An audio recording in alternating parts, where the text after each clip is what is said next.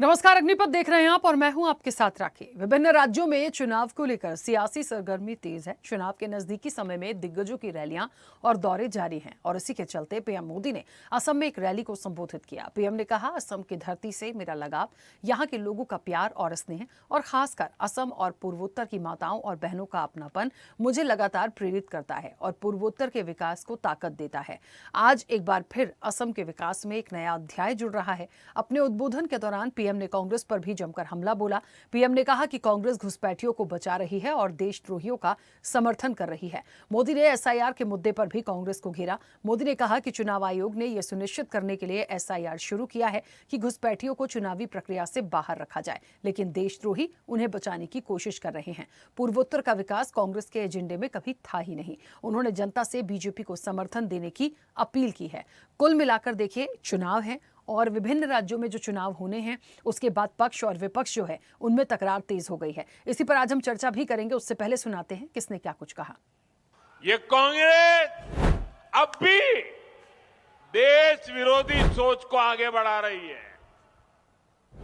ये लोग असम के जंगल जमीन पर उन बांग्लादेशी घुसपैठियों को बसाना चाहते हैं, जिनसे उनको वोट बैंक मजबूत होता है।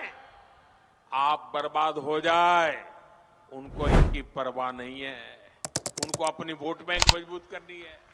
इन्हें अवैध बांग्लादेशी घुसपैठिए ज्यादा अच्छे लगते हैं। अवैध घुसपैठियों को कांग्रेस ने ही बचाया और कांग्रेस ही उन्हें बचा रही है। इसलिए कांग्रेस पार्टी वोटर लिस्ट के शुद्धिकरण का विरोध कर रही है। तुष्टीकरण और वोट बैंक के इस कांग्रेसी जहर से हमें असम को बचाकर रखना है। मैं आज आपको एक गारंटी देता हूं, असम की पहचान और असम के सम्मान की रक्षा के लिए भाजपा बीजेपी फौलाद बनकर आपके साथ खड़ी है। They are Deshdrohis. We are not Deshdrohis, and we are not defending anybody. In the interest of the country, whatever good we will do, but not supporting terrorists or infiltrates or others. He is blaming just because he failed to prevent them. चलिए, तो मोदी का बड़ा बयान है, घुसपैठिए हटाना मेरा काम है। ये बात उन्होंने असम की धरती पर बोली और इसलिए भी देखिए, विभिन्न राज्यों में अब इलेक्शन है। 2026 की बात करें या हम 2027 की बात करें, लगातार इलेक्शंस जो हैं वो बिल्कुल चलते ही चले जाएंगे। तो इन सब चीज़ों के लिए जो तैयारियां हैं, जो दिग्गजों की रैलियां हो रही हैं, जो दौरे हो रहे हैं, ये अपने आप में बहुत महत्वपूर्ण होते हैं। ऐसे में उन मुद्दों का जिक्र भी लाजमी है जो सबसे बड़े मुद्दे होते हैं। यदि विपक्ष ने किसी चीज़ को लेकर सत्ता पक्ष पर आरोप मढ़े हैं तो उसका जवाब बिल्कुल सत्ता पक्ष की तरफ से आएगा और उसी का एक जवाब यहाँ पर प्रधानमंत्री नरेंद्र मोदी ने कांग्रेस पर तीखे हमले करके दिया है। चाहे एसआईआर की बात रही हो, चाहे जो घुसपैठियों को कहीं ना कहीं कहते हैं ना कि अपने वोट बैंक के लिए एक्सेप्ट करने के लिए कांग्रेस पर जो उन्होंने आरोप लगाया और सीधे सीधे देशद्रोही की एक बात निकली है कि देशद्रोही हैं जो इन लोगों को शरण देते हैं और इन लोगों को बचाते हैं। तो बड़े आरोप उनकी तरफ से भी आए हैं। हम चर्चा पर आगे बढ़ेंगे। हमारे साथ मेहमान जुड़े हैं। सबसे पहले आपका परिचय करा दें। भारतीय जनता पार्टी का पक्ष रखेंगे अनिल गोयल। अनिल जी, बहुत स्वागत चर्चा में जुड़ने के लिए। कांग्रेस का पक्ष रखेंगे शिवानंद हुल्लारकर। शिवानंद जी, आपका भी बहुत स्वागत है। और वरिष्ठ पत्रकार हैं हमारे साथ अरविंद खोकर। अरविंद जी, आपका भी बहुत स्वागत है। चर्चा की शुरुआत मैं सबसे पहले अनिल जी आपसे करूंगी। मुझे सुन पा रहे हैं? हाँ, बिल्कुल सुन पा रहा हूँ राखी जी। हाँ अनिल जी, अभी तक तो ठीक है। बहुत सारे ऐसे मुद्दे थे जिसको लेकर विपक्ष जो हमलावर रहा। असम में पीएम मोदी ने बहुत सारी बातें बोली हैं, चाहे वो एक देशद्रोही बोला कांग्रेस को या एक तुलना करी उनसे।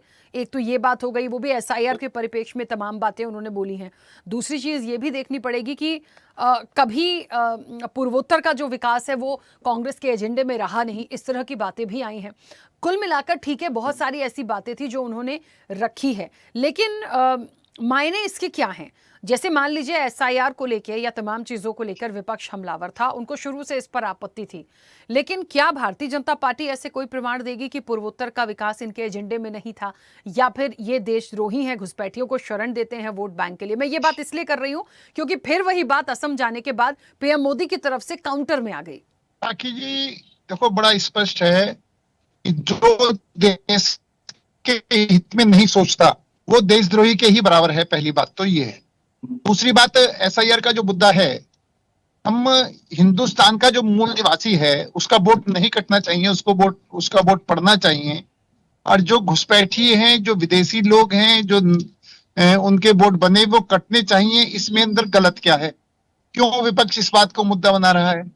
जो लोग मर गए हैं, या जिन लोगों के डबल वोट हैं, या जिन लोगों के 3-3 4-4 वोट बने हुए हैं ट्रांसफर होने की वजह से, उन सबका एक जगह वोट क्यों नहीं होना चाहिए? आप ये बताएं, आप जो है विवाद के लिए विवाद खड़ा करेंगे या देश हित के लिए विवाद खड़ा करेंगे? हमारा तो बड़ा स्पष्ट कहना है, विपक्ष को वो मुद्दे उठाने चाहिए जिस मुद्दों में देश का हित जुड़ा हो, जिन मुद्दों में लोगों के हित की बातें जुड़ी हो, गरीब लोगों के हित की बात जुड़ी भी हो। आप ये उल जलूल बात घुमा करके उठा करके देश का समय बर्बाद करते हैं, देश का कीमती समय बर्बाद करते हैं, संसद का कीमती समय बर्बाद करते हैं, टैक्स पेयर के पैसे को बर्बाद करते हैं। तो ये देशद्रोह नहीं है और क्या है? तो निश्चित तौर पर जहां तक पूर्वोत्तर की बात है, आज पूर्वोत्तर क्यों कटा हुआ है? आज पूर्वोत्तर में विकास क्यों नहीं है? पूर्वोत्तर में विकास क्यों नहीं होना चाहिए? पूर्वोत्तर देश का अभिन्न अंग है। अगर उसके अंदर आपने उदासीनता बरती है तो माननीय प्रधानमंत्री ने उस ओर ध्यान आकर्षित करा है, वो ये कहने के लिए कि आप निश्चित तौर पर देश के विकास की बात करो, देश के लोगों के विकास की बात करो, ना कि इधर उधर की बात करो। और विपक्ष इससे पूरी तरीके से अछूता है। विपक्ष का इस बात पर ध्यान नहीं है कि देश की जनता क्या चाहती है। देश की जनता चाहती है देश का विकास, देश की जनता चाहती है वो खुद का अपना विकास, देश की जनता चाहती है कि क्षेत्र में भारत सुरक्षित हो, भारत का मान सम्मान बढ़े, विश्व के अंदर भारत की प्रतिभा बढ़े, भारत विकसित देश कहलाए, आगे बढ़े। ये सब देश की जनता की डिमांड है। आप उनकी नब्ज नहीं समझ रहे हो, आप उनकी बात को नहीं समझ रहे हो, और आप बिना बातों की बात उठा करके समय बर्बाद कर रहे हो। अब हम भी विपक्ष में बैठते थे। जब हम विपक्ष में बैठते थे तो बांग्लादेश के विषय में हमने इंदिरा गांधी को देवी कहा, दुर्गा कहा। विपक्ष में होते हुए हमने कहा ना जी, हम विपक्ष में थे, संयुक्त राष्ट्र में अटल जी वहां पर गए थे, उन्होंने देश की बात रखी ना। विपक्षी नेता होने के नाते आपको देश के हित पर बात रखनी चाहिए, आपको देश हित सर्वोपरि होना चाहिए। और कांग्रेस के अंदर क्या दिक्कत है? माननीय विपक्षी दल के अंदर वो अपनी बात कहते हैं और कह करके चले जाते हैं, जवाब ही नहीं सुनते। आप तर्कों से बात करो, आप देश हित की बात करो और तर्कों में अपनी बात को ठीक साबित करो। लेकिन अपनी बात कही और सत्ता पक्षी बात नहीं सुनी, आप उठकर चले गए, तो वो तो बहस नहीं हुई ना, वो तो तर्क नहीं हुए ना। जिस तर्क पर आप बैठना चाहते हो, जिस डिबेट में आप बैठना चाहते हो, देश पर के गंभीर विषयों पर चर्चा करना चाहते हो, तो दोनों तरफ की बात सुनेंगे, जब तो समस्या का समाधान होगा। ठीक है, आप अनिल सिर्फ जी, अपनी सुना करके फिर वॉकआउट कर जाते हो। ठीक है, मैं वापस तो आऊंगी। निश्चित तौर ठीक है अनिल जी, मैं वापस आऊंगी। शिवानंद जी, मुझे सुन पा रहे हैं? जी राखी जी। सर, ये एसआईआर की जो तकरार है, पहले आप लोग थे इस पे, अब मोदी जी आ गए हैं इस पर।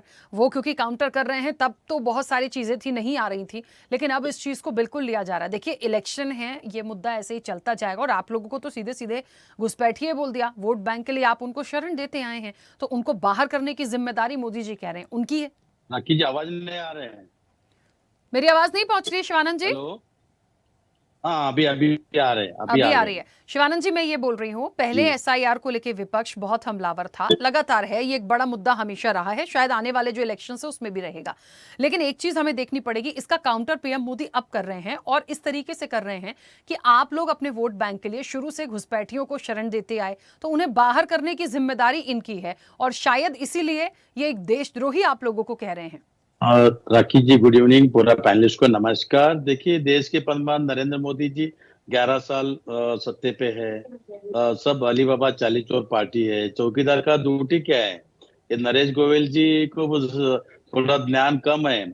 उन्होंने पार्लियामेंट हाउस में वंदे मातरम जय हिंद के ऊपर 10 घंटे चर्चा किया। महंगाई चरम पर इस पर है, युवा युवती को रोजगार नहीं है, लाठीचार्ज हो रहे हैं। जब जब मोदी डरता है लाठीचार्ज करते हो, पुलिस को आगे करते हैं। इन्होंने कोई देश के बारे में कोई लेन देन नहीं है। किसान 700 किसान मरे, दिल्ली में किसान को आने नहीं दिया हरियाणा या पंजाब से, लेकिन लाल किले में 3000 ग्राम आरडीएक्स कैसा पहुंच गया बिहार के एक दिन चुनाव के पहले? इसका तो जांच होगा, इसको तो सजा मिलना चाहिए, इसका तो इंक्वायरी क्यों नहीं हो रहा है? दूसरी बात, एसआरए, देखिए एसआरए करने के लिए हम कभी ना नहीं बोला है। एसआरए के नाम पे एनआरसी करने जा रहे हैं, दलितों को वोट काट रहे, माइनॉरिटी वोट काट रहे, आदिवासी वोट इन्होंने डिलीट करे, जो जिंदा है उनको मरे हुआ दिखा रहे हैं। थोड़ा टाइम बढ़ाइए, टाइम बढ़ा के थोड़ा हम बीएलओ हम भी बढ़ा रहे हैं उनके साथ। कांग्रेस पार्टी का कार्यकर्ता हो या इंडिया गठबंधन के कार्यकर्ता, हम बढ़ा रहे हैं। और चौकीदार का ड्यूटी क्या, अमित शाह का क्या है? भारत पाकिस्तान मैच ही खेलना है। अमित शाह का होम मिनिस्टर वो है, राजनाथ सिंह क्या कर रहे हैं? घुसपैठी के नाम वोट चोरी हो रहे हैं, डकैती कर रहे हैं। हमने रामलीला मैदान में राखी जी, पूरी तरह से पूरा इंडिया की तरफ से कांग्रेस पार्टी, हमारा एलओपी जननायक राहुल गांधी जी के नेतृत्व में, मल्लिकार्जुन खड़गे जी के नेतृत्व में, सोनिया गांधी जी के नेतृत्व में और प्रियंका गांधी जी के नेतृत्व में पूरी तरह से नरेंद्र मोदी डरे हुए हैं। ज्ञानेश गुप्ता जी, जिस तरह से बिहार में 24 जून एसआरआई के नाम पे वोट चोरी हुआ, डकैती किया, सेकंड डे उनका दामाद मनीष बंसल को सहारनपुर का डीएम बनाया, उसके बाद उसकी बेटी को 1 मंथ के बाद 1 जुलाई को नोएडा में डीएम बनाया, मेधा रूपम को। ये क्या चल रहे हैं, कहां जा रहे हैं? सीबीआई, ईडी, इनकम टैक्स, चुनाव आयोग मिसयूज कर रहे हैं एसआरए करने में। नहीं, अरे घुसपैठी 11 साल तो नरेंद्र मोदी जी बैठे हैं सत्ते पे, आपका चौकीदार का ड्यूटी क्या है? नरेंद्र मोदी जी करिए, करो एक्शन, देश सर्वोपरि है कीजिए। हम नरेंद्र मोदी, अलीबाबा चालीसों पार्टी को, कांग्रेस पार्टी, इंडिया गठबंधन हम सपोर्ट करते हैं। घुसपैठी एक बिहार के घुसपैठी में बोल के 14.5 लाख लोगों ने डुप्लीकेट वोट डाला। हरियाणा, यूपी से ट्रेन बार के डुप्लीकेट वोटिंग किया। एक चुनाव के एक दिन पहले 10-10 हजार रुपए गवर्नमेंट का पैसा डाला उधर। ये शर्मनाक है, ये अच्छी बात नहीं है। एक कैंसर जैसा हो रहा है राखी जी।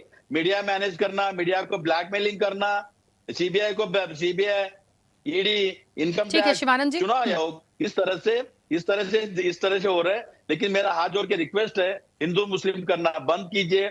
देश सर्वोपरि है, युवा युवती को रोजगार मिलना चाहिए, अग्नि योजना कैंसिल होना चाहिए, फार्मर किसान का दुगना होना चाहिए, make in India fake in India हो गया। नरेंद्र मोदी जी का अमेरिका में पूरा सेक्स स्कैंडल खुल गया, अभी रिजाइन दे के झोला लेके भागेगा ये नीरव मोदी, मेहुल चोकसी जैसा। अभी कहाँ पकड़ने का? ठीक है, अभी भुगतना पड़ेगा हमको सब। चलिए वापस आऊंगी, रुकिएगा। अरविंद जी मुझे सुन पा रहे हैं? जी अरविंद जी, कांग्रेस पर घुसपैठियों को बचाने का आरोप पीएम मोदी का कितना सही और सटीक बैठता है? किस परिप्रेक्ष्य में कहा? एसआईआर पर क्योंकि विपक्ष हमलावर था इस वजह से, या फिर कुछ और है? देखिए, कितना सटीक बैठता है या नहीं बैठता ये तो मैं क्या बताऊंगा, तो वोटर ही बताएंगे। लेकिन हाँ, ये जरूर है कि राजनीति जो है वो परसेप्शन से चलती है, वो सच्चाई से नहीं चलती। राजनीति हमेशा परसेप्शन से चलती है। परसेप्शन बनाने में बीजेपी जरूर कामयाब हो गया कि जो कांग्रेस है ये कहीं ना कहीं घुसपैठियों की मदद करती है। उसका कारण चाहे कांग्रेस के खुद के नेता हो या उनकी खुद की बयानबाजी हो, लेकिन हाँ, परसेप्शन जरूर बनाने में बीजेपी कामयाब हो गई है। ये सच्चाई कितनी है ये तो नहीं जानते। हालांकि आंकड़े जो है उनके हिसाब से मनमोहन सिंह सरकार के रहते जो घुसपैठिए थे वो आज की सरकार में जो 11 साल में हुए इससे 5 गुने ज्यादा रिपोर्ट किए गए थे। आंकड़े तो सरकारी ये है, ये सरकार के ही आंकड़े कि मनमोहन सिंह सरकार ने घुसपैठियों को बाहर करने में मोदी सरकार से 5 गुना बेहतर काम किया है। जो आंकड़े हैं, आंकड़ों के हिसाब से ये है। लेकिन जो है कि परसेप्शन, जैसे मैंने आपको बताया कि परसेप्शन से सत्ता चलती है, परसेप्शन से राजनीति चलती है। परसेप्शन जरूर बनाने में बीजेपी कामयाब हो गई है कि भाई कांग्रेस जो है कहीं ना कहीं घुसपैठियों को वो समर्थन करती है, और इसका नुकसान कांग्रेस को लगातार उठाना पड़ भी रहा है। ऐसा नहीं कि नुकसान नहीं उठाना पड़ रहा। और असम जो पूर्वोत्तर में जाकर के जो मोदी जो कह रहे हैं, देखिए, एक तो मोदी की मां से पेल ज्यादा है, इसमें कोई दो राय नहीं है। दूसरी बात है कि जो सामने जो विपक्ष है, वो बार बार देखे, जब भी आपके साथ में टीवी डिबेट में रहता हूं, मैं हमेशा एक चीज कहता हूं कि जो विपक्ष है, मोदी और अमित शाह इस दुनिया के सबसे भाग्यशाली नेता कि उनको विपक्ष ऐसा मिला है कि उनको उन मुद्दों पर घेरते ही नहीं है जिस पर वो गिर सकते हैं। उनके लिए हवाई मुद्दे लाते हैं, हवाई मुद्दे काटो तुरंत कर देते हैं। अब जैसे अभी आपको बताओ, इंडिगो वाला मुद्दा कितना बड़ा मुद्दा था, कितने लोग परेशान हुए। विपक्ष एक दिन की बयानीबाजी करके चुप हो गया। अगर सोचिए, अगर यही विपक्ष में, अगर बीजेपी विपक्ष में होती और इंडिगो जैसी घटना हो जाती कि लोगों की शादियां टूट गई, नौकरी वाले दिन नहीं जा पाए और बहुत सारी दिक्कतें हुई, उनको रिफंड अब तक नहीं मिले हैं, क्या क्या धांधली, क्या क्या परेशानी हुई, वो सब मुद्दा कहाँ है? गायब है। सरकार अपनी नाकामयाबी नहीं बताती कभी भी, नाकामयाबी बताने का काम विपक्ष का होता है, तो वो एक जनता उसी के हिसाब से फैसला करती है। तो जो मोदी ने जो कहा है वो परसेप्शन की लड़ाई है। परसेप्शन की लड़ाई में अभी जो है बीजेपी में 20 पड़ती दिखाई दे रही है विपक्ष के सामने, इसमें कोई संदेह नहीं है बिल्कुल भी। आंकड़े मैंने आपको बताया कि आंकड़ों के हिसाब से मनमोहन सिंह सरकार ने ज्यादा घुसपैठिए बाहर किए थे, आंकड़ों के हिसाब से बीजेपी पिछड़ रही है, लेकिन परसेप्शन में बीजेपी आगे है। और आगे तो जो अब राजनीति है, तो वोटों की राजनीति है, उसमें कौन क्या करेगा वो तो वोटर ही बताएंगे। जी बिल्कुल ठीक है। अनिल जी, मुझे ऐसा लग रहा है इस पूरे प्रोसेस, अनिल जी मुझे सुन पा रहे हैं? हाँ हाँ बिल्कुल सुन रहा हूँ, बिल्कुल अनिल सुन जी रहा हूँ। देखिए, ये वार पलटवार आप लोगों का चलता रहेगा। आने वाले जो भी इलेक्शन है वहां पर ये कितना किस जगह पे कितना सफल होगा, ये बात सच है, वो तो वोटर्स इसका जवाब देंगे। लेकिन एक बात है, हमारे पास बहुत कई ऐसे मुद्दे हैं जिन पर और बातचीत हो सकती है। ठीक है, विपक्ष का काउंटर था, विपक्ष की चर्चाएं थी, इसलिए उस पर पलटवार हुआ है। लेकिन यहां पर इस चीज को भी क्लैरिफाई करना पड़ेगा। यदि हम ये कहने का मादा रखते हैं कि घुसपैठियों को शरण देती है कांग्रेस या बचाती है और हम उन्हें बाहर कर रहे हैं, तो असल में वही लोग बाहर हो रहे हैं या उनके साथ कोई और भी बाहर हो जा रहा है? ये मैं इसलिए कह रही हूं क्योंकि ये SIR का मुद्दा इतना ज्यादा बिगड़ गया सर कि इसको कोई एक्सेप्ट ही नहीं कर रहा। सच में इतनी चीजें हो चुकी हैं कि ऐसा लगता है SIR हो जाएगा, इतने लोग बाहर हो जाएंगे। बहुत सारी चीजों को लेके बहुत परेशानी हुई है। जो क्लैरिफिकेशन इलेक्शन कमीशन की तरफ से आना था वो उतनी तरीके से हुआ ही नहीं था। देखो आंकड़े कहाँ हैं जो बाहर किए गए हैं? एक बड़ा स्पष्ट कह रहा हूं मैं सिर्फ बड़ा स्पष्ट कह रहा हूं कि जिनका जहां भी SIR हुई है उसमें एक भी व्यक्ति ऐसा हो जो वहां कर हिंदुस्तान का मूल निवासी है और उसका वोट कटा हो, तो आप बताएं।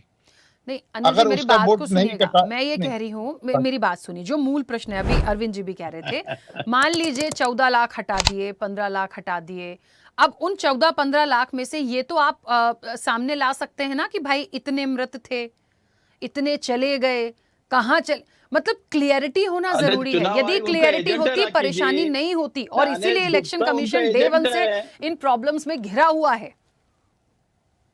नहीं राखी जी, वो निश्चित तौर पर चुनाव आयोग के पास इसका पूरा खाका होगा और चुनाव आयोग खाका मांगेगा, ये चुनाव आयोग देगा और चुनाव आयोग से ये मांगे।